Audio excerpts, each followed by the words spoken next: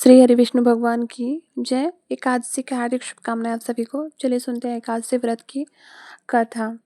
एक समय दानव ऋषि ने पुलस्त्य ऋषि से पूछा कि हे महाराज, पृथ्वी लोक में मनुष्य ब्रह्मा हत्या आदि महान पाप करते हैं, पराये धन की चोरी तथा दूसरे की उन्नति देखकर ईर्ष्या करते हैं, साथ ही अनेक प्रकार के व्यसनों में फंसे रहते हैं, फिर भी उनको नरक प्राप्त नहीं होता। इसका क्या कारण है? वे न जाने कौन सा दान पुण्य करते हैं जिससे उनके पाप नष्ट हो जाते हैं। यह सब कृपा पूर्वक आप कहिए। पुलस्त्य मुनि कहने लगे कि हे महाभाग, आपने मुझसे अत्यंत गंभीर प्रश्न पूछा है। इससे संसार के जीवों का अत्यंत भला होगा। इस भेद को ब्रह्मा विष्णु तथा रुद्र इंद्र आदि भी नहीं जानते, परंतु मैं आपको यह गुप्त तत्व अवश्य बताऊंगा। उन्होंने कहा कि माघ मास लगते ही मनुष्य को स्नान आदि करके शुद्ध रहना चाहिए। इंद्रियों को वश में कर काम क्रोध लोभ मोह अहंकार ईर्ष्या तथा द्वेष आदि का त्याग कर भगवान का स्मरण करना चाहिए। पुष्य नक्षत्र में गोबर कपास तेल मिलाकर उनके कंडे बनाना चाहिए। उन कंडों से 108 बार हवन करना चाहिए। उस दिन मूल नक्षत्र हो और एकादशी तिथि हो तो अच्छे पुण्य देने वाले नियमों को ग्रहण करें। स्नान आदि नित्य क्रिया से निवृत्त होकर सब देवताओं के देव श्री भगवान का पूजन करें और एकादशी व्रत धारण करें। रात्रि को जागरण करना चाहिए। उसके दूसरे दिन धूप दीप नैवेद्य आदि से भगवान का पूजन करके खिचड़ी का भोग लगाएं। तत्पश्चात पीठा नारियल सीताफल या सुपारी का अर्घ्य देकर स्तुति करनी चाहिए। भगवान, आप तीनों को शरण देने वाले हैं, इस संसार सागर में फंसे हुओं को उद्धार करने वाले हैं।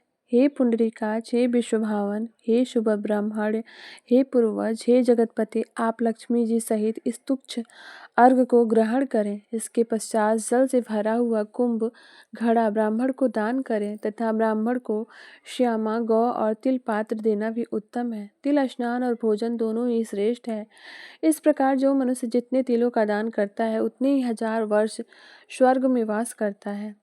तिल स्नान, तिल का उपटन, तिल का हवन, तिल का तर्पण, तिल का भोजन और तिलों का दान, ये तिल के प्रकार हैं। इनके प्रयोग के कार्य यह सटतीला एकादशी कहलाती है। इस व्रत के करने से अनेक प्रकार के पाप नष्ट हो जाते हैं। इतना कहकर पुलस्त्य ऋषि कहने लगे कि अब मैं तुमसे इस एकादशी की कथा कहता हूँ। एक समय नारद जी ने भगवान श्री विष्णु से यही प्रश्न किया था और भगवान ने जो सटतीला एकादशी का महात्म्य नारद जी से कहा सो मैं तुमसे कहता हूँ। भगवान ने नारद जी से कहा कि हे नारद, मैं तुमसे सत्य घटना कहता हूँ, ध्यानपूर्वक तुम सुनो। प्राचीन काल में मृत्युलोक में एक ब्राह्मणी रहती थी। वह सदैव व्रत किया करती थी। एक समय वह 1 मास तक व्रत करती रही।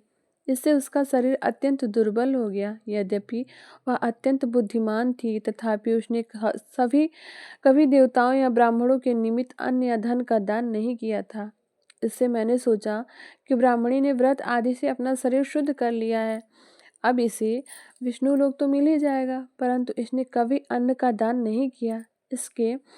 इससे तृप्ति होना कठिन है। भगवान ने कहा, ऐसा सोचकर मैं भिखारी के वेश में मृत्युलोक में उस ब्राह्मणी के पास गया और उससे भिक्षा मांगी। वह ब्राह्मणी बोली, महाराज, किसी लिए आए हो यहाँ? मैंने कहा, मुझे भिक्षा चाहिए।